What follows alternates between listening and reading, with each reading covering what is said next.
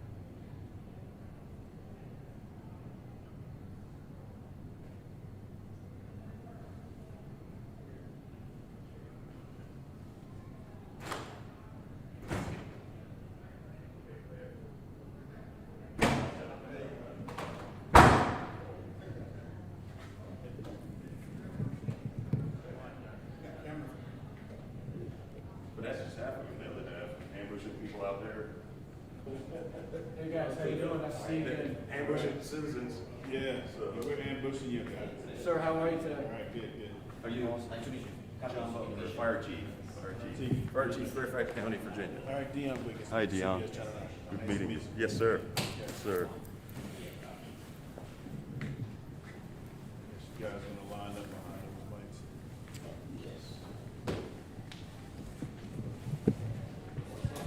Great. Good, good.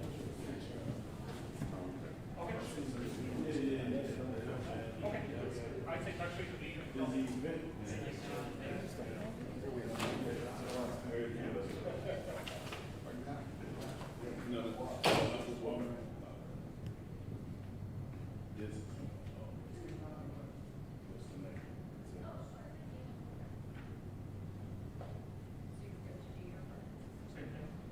I wasn't gonna give the, I was gonna say we're gonna coordinate getting people in the neighborhood to get involved. Do you want me to give the cross street? It doesn't, I mean, it's a blog post anyway. so Okay. You can. Okay.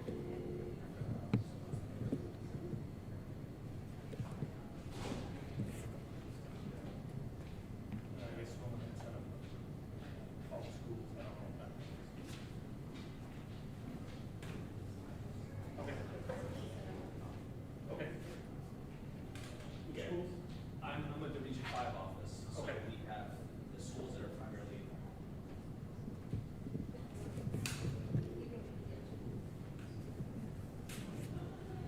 Try to take a picture of that. What is it? Yeah, that's their way of,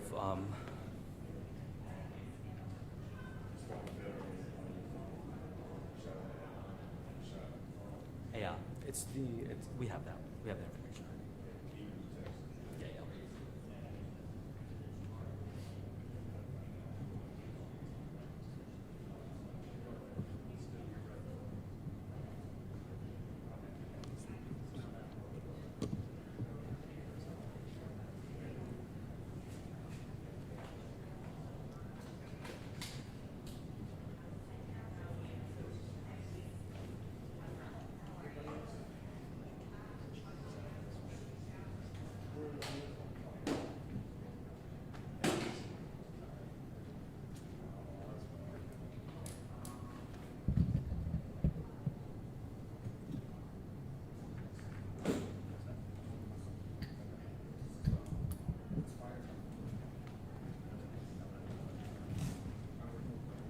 Get some? No, we can. It's just the presser's going to be going past noon. The presser likely is going to be going past noon.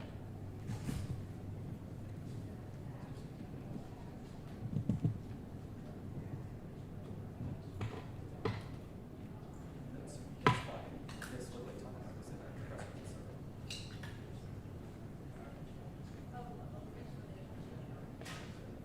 Right. I figured that would make more sense.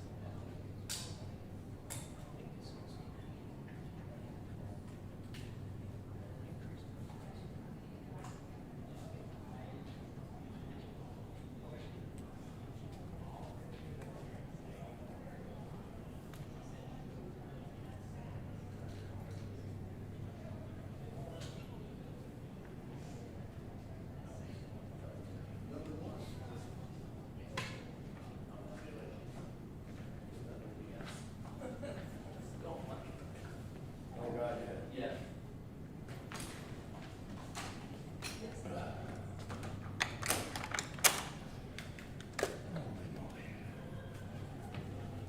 Nobody knows. I told you, that's why I was like, don't say anything, because she's gonna be upset. Okay, thank you. You know, that's just how she is. It's not her idea.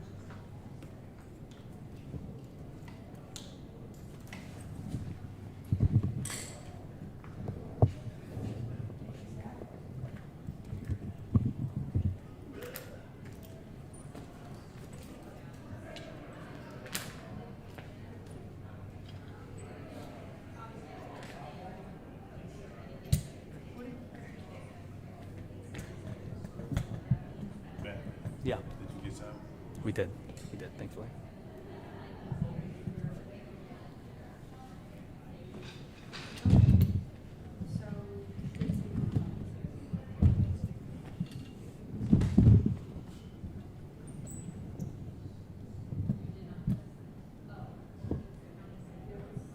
Did you see your clamp? I wasn't sure.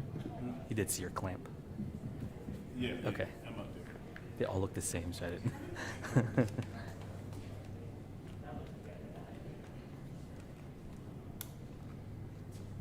Have you guys talked to Irene? I haven't, no. I can't imagine. Her, Trey Johnson is her husband. Yeah. Irene Johnson? I didn't know. Yeah. They've been married for 20 some odd years. And she's the PIO now for. For DC Fire. Right. Right. You know who she is, right? Short, Yeah, I've met short, her. Black, real cute. Yeah. Used to be with us, then went to RC.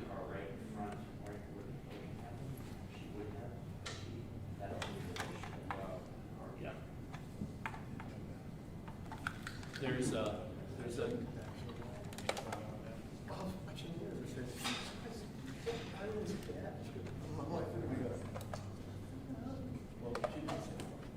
Did they show a picture of them? Yeah, they showed him in uniform. Oh, they showed him in uniform? Yeah. Hey Siri, call on TCR. Calling in TCR.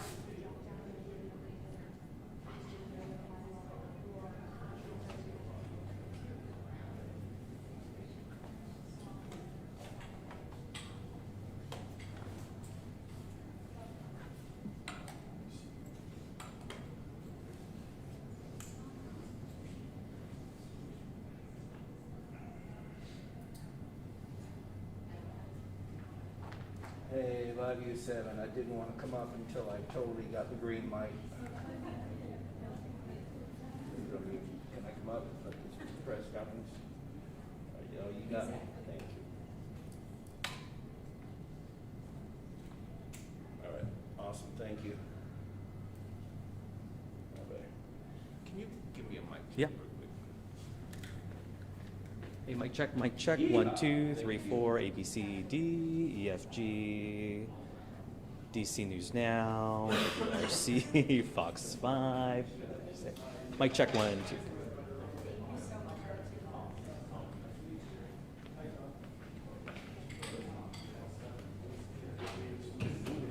Okay, they're about to start. Hey everybody, we'll just get started in a couple of minutes. I'm just going to get everyone.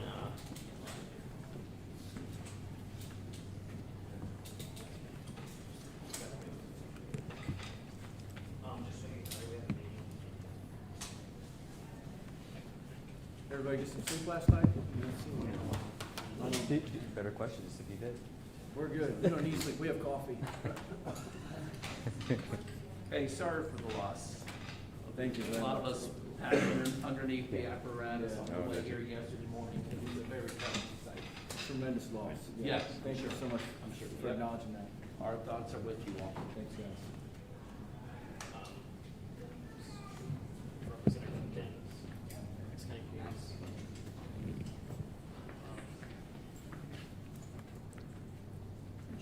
Okay. Sure. Still morning. Well, good morning, everyone.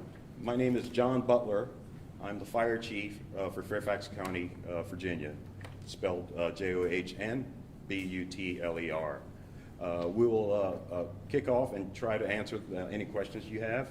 I'll kind of warn you now that many of the questions may not be able to be answered by those standing behind me. Our Fire Department of Operations, Eric Craven, will talk about the fire department response, and our partners from Department of Emergency Management and Security, as well as the Fairfax County Police Department, may be able to answer some other questions as well. Our PIO, Mitch Clark, is right behind me, and he will close out and provide any other follow-up that will be needed. We'll talk about the Quill Pond Court incident and its surrounding community, and give you some information regarding the response, the public safety response. There comes a time there we can talk about Washington Gas and Williams, as well as NTSB, although they're not here, so we probably won't be able to give you a lot from their perspective. We can only talk about ensuring that the community is safe and our response and hazard mitigation as it stands now. Okay, so Without further ado, I'll pass over to Chief Craven, who was the operations chief this weekend. He's actually our department's operations chief. So he's taken the lead as incident command for the fire department side. Chief Craven? Great, yeah. Yep. Thank you very much, Chief. Good afternoon, good morning, everybody. Just to give you a little bit of a situation update from a fire department perspective. Fire department maintains a significant presence on scene, supporting both NTSB as well as the utility companies. Again, utility companies in the area with gas lines is both Williams Pipelines and Washington Gas. We support them in their efforts to find, detect, eliminate, and then repair any potential leaks. Our area of concentration is diminishing as they cordon off their lines. There's 5+ lines in the area of varying diameters and owners of the utilities. We're cording that off, valving off, capping off, making sure we pinpoint the area of the leak. We just had a meeting recently with all the residents in the area. About 100 residents in the area showed up to have a very candid, unfiltered conversation with county and utility company leadership without the press present, and I think that was very valuable to get those questions and answers facilitated. They understand that the evacuation prioritizes their safety and their family's safety. The fire department is in charge of maintaining that. Currently, to go over some stats, we have 46 homes evacuated. We have 82 homes without natural gas service currently. Fire department continues to make rotations, atmospheric checks in and around the homes that are affected. We do that every hour on the hour and report our findings back. Some homes have slight concentrations, some have zero concentrations. We continue to monitor regardless. We are seeing that those readings are trending downward, and that downward trend is a result of the fact that we are cordoning off and sectioning off the gas lines in the area. We believe we have almost all gas service in the area completely eliminated, so the only residual odor of gas or readings that we're getting are coming up through the soil that were probably there prior to the incident. Right now, Washington Gas has multiple dig sites in process as they try and access the lines, determine which lines in the area are leaking. There's multiple lines. That has not yet been determined. We're hoping that that occurs at some point today. Occupants are allowed to access their structures if they're evacuated with the escort of fire department, and that's for their safety. We'll make sure that we escort them in, take readings of all 3 levels of their home before we allow them to cross the threshold to ensure that we're not meeting the lower explosive limit of combustible gases in their home. We're honoring every single request that comes forward, and we've allocated noon today up until 9 p.m. tonight for them to meet at a rendezvous point in the neighborhood and be escorted into their homes, both by vehicle and on foot, to retrieve their vehicles, valuables, so on and so forth. We're estimating, and it was a very rough estimate, another 24 to 72 hours out of their homes. We keep communication with them through a text message initiated through our Department of Emergency Management, as well as a blog, as well as reverse 911, and those that are still in their homes, the fire department or police department knocks on the door and conveys a message. It's a situation update from the fire department. I can tell you that NTSB continues to have and will continue to have full investigative authority over this entire incident.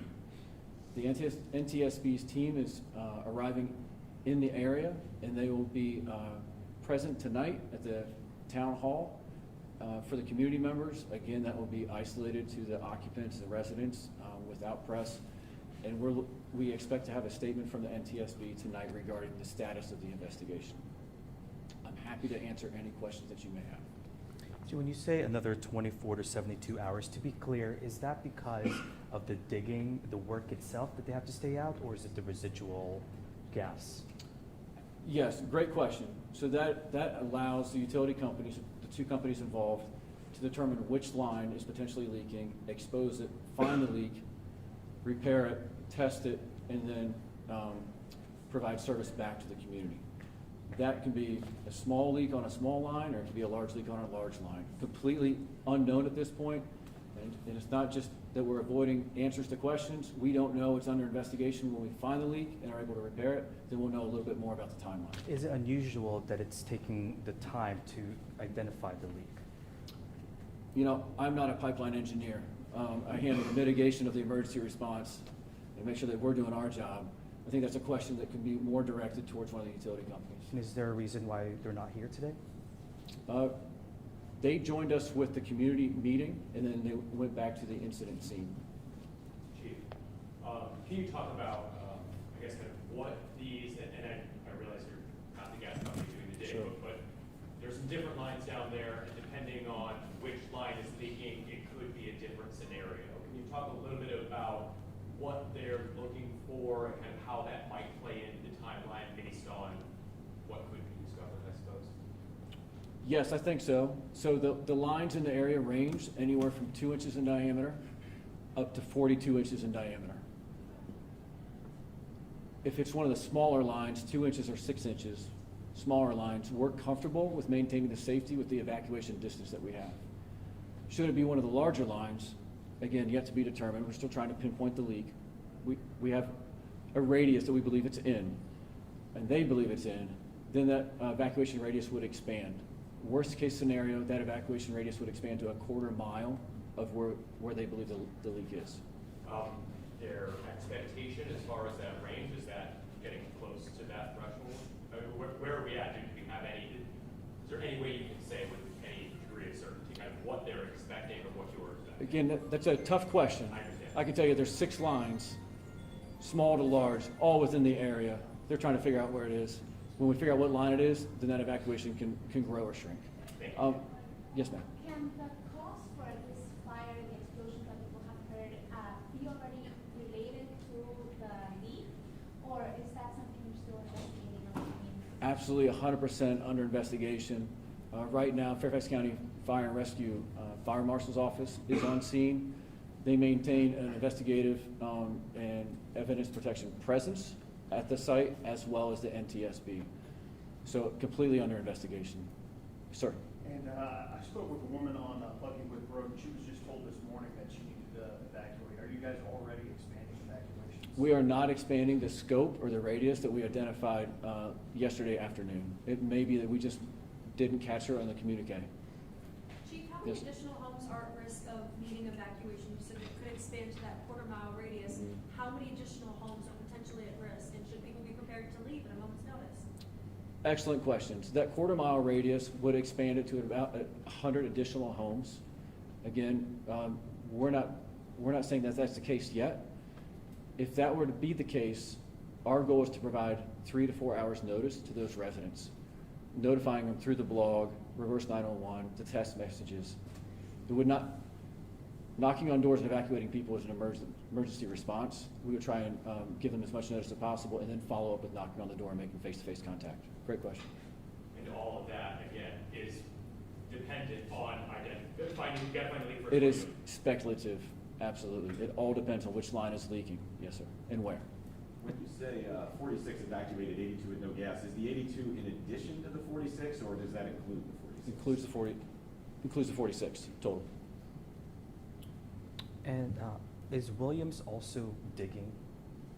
Williams is not actively digging. Why not?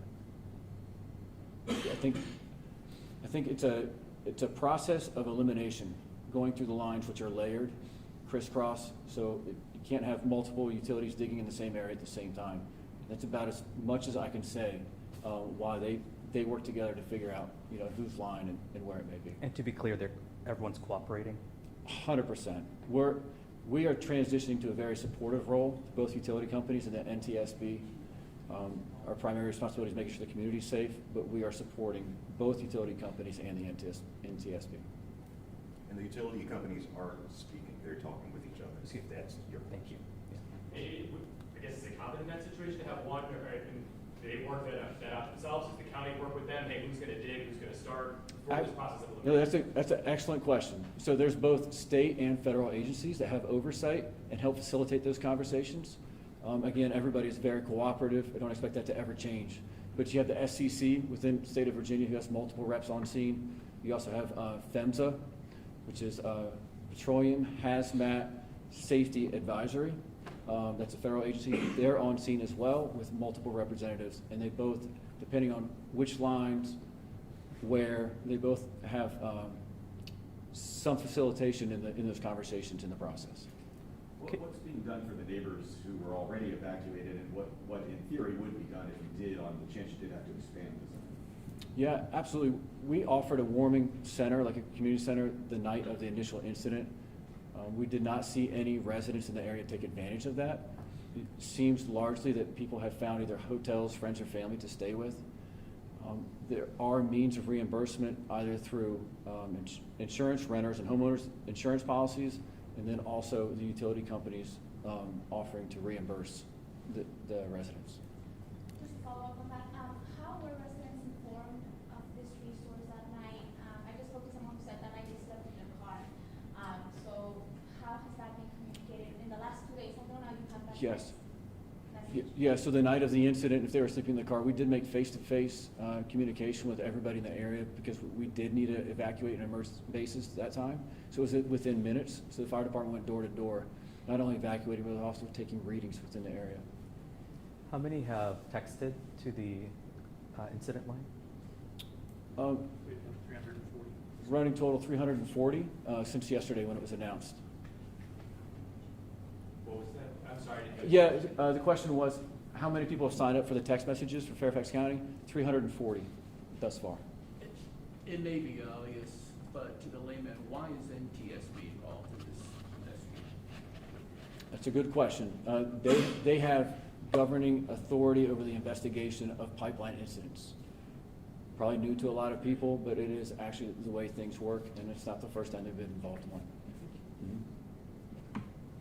Does this change how you guys approach incidents like this? Is there anything you guys have already learned as a result of this?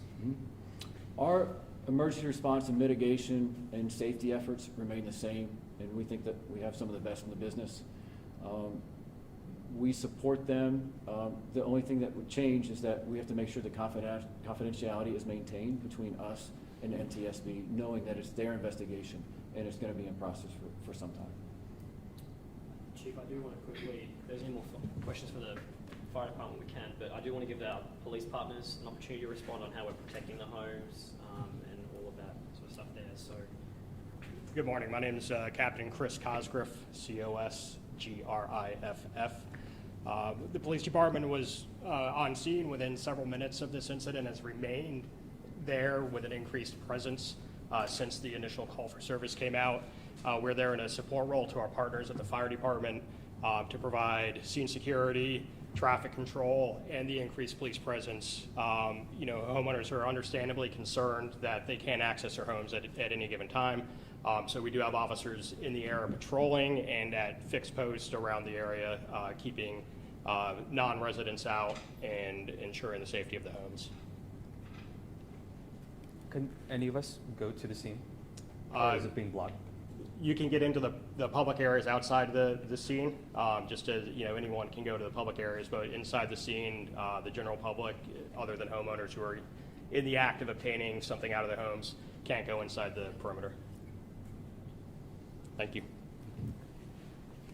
we will work on coordinating a media staging zone for you guys there as well. So we'll get that to you at the end. Is there another presser today, or? There is going to be no presser today. We're going to work with the NTSB and our partners with Washington Gas and Williams, but we will probably look at having one tomorrow, potentially with the NTSB. Thanks. Thank you all very much. Thank you. Appreciate it. Thank you. Thank you.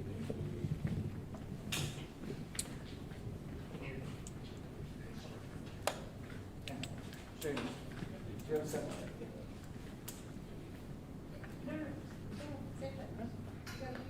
Oh, sorry.